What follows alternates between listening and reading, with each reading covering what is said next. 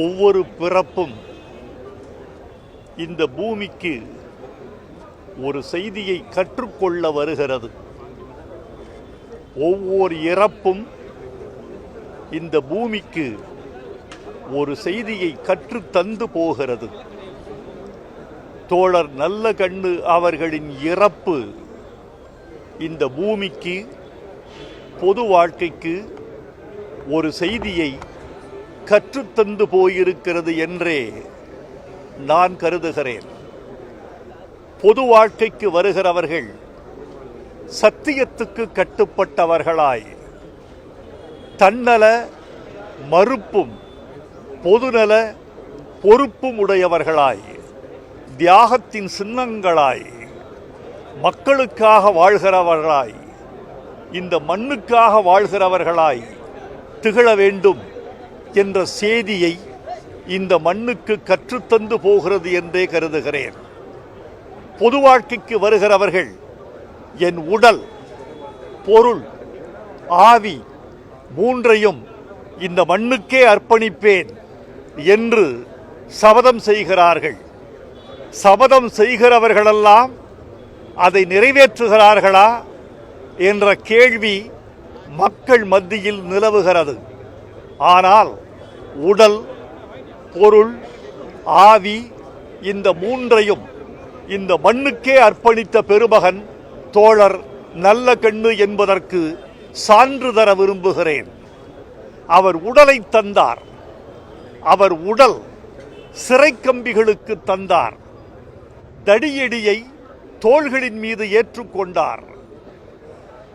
துப்பாக்கி குண்டுகளுக்கு மார்பு காட்டினார். உடல் வாதையை, துன்பத்தை அனுபவித்தார். இப்படி மக்கள் நன்மைக்காக உடல் கொடுத்தார். உடல் பொருள் கொடுத்தாரா எனில் பொருளும் கொடுத்தார். கம்யூனிஸ்ட் கட்சி தனக்கு தனிப்பட்ட முறையில் வழங்கிய 1 கோடி ரூபாயை கட்சிக்கே வழங்கினார்.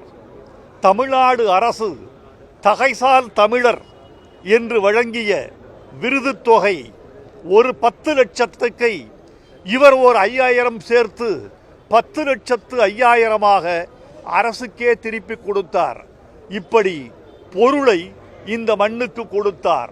உடல் கிடத்தப்பட்டிருக்கிறதே அவரது உடல், அந்த உடல் கூட அவருக்கு சொந்தமில்லை. அந்த உடல் அவர் குடும்பத்துக்கு சொந்தமில்லை. அவர் உடல் அவர் கட்சிக்கு கூட சொந்தமில்லை.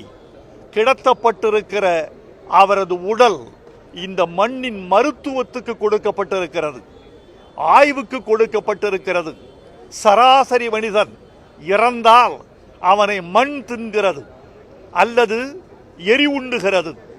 மண் தின்னாமலும் தீ உண்ணாமலும் தன் உடலை மருத்துவ மாணவர்களின் ஆய்வுக்கு வழங்கிய பெருமகன் கொடையாளன் உடல், பொருள், ஆவி என்ற மூன்றையும் இந்த மண்ணுக்கு வழங்கிச் சென்ற மாமனிதர் தோழர் நல்லகண்ணு. சுற்றுச்சூழலுக்கு பாடுபட்டிருக்கிறார்.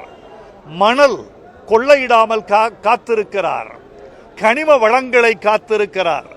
அவர் புகழை உலகம் பாடும். அவர் புகழை சமுதாயம் சொல்லும். அவர் வாழ்ந்தது 100 ஆண்டு. அவரை மறக்காது இந்த 100 ஆண்டு. அவர் பெருமை வாழ்க, அவர் புகழ் வாழ்க. அந்த மாமனிதரின் இறப்பிலிருந்து இந்த மண் பாடம் பெறுக. பொது வாழ்க்கை தியாகம் பெறுக. பொது வாழ்க்கை நேர்மை பெறுக. நல்லகண்ணு புகழ் வாழ்க என்று வணங்கி என் செவ்வணக்கத்தை தெரிவித்துக் கொள்கிறேன்.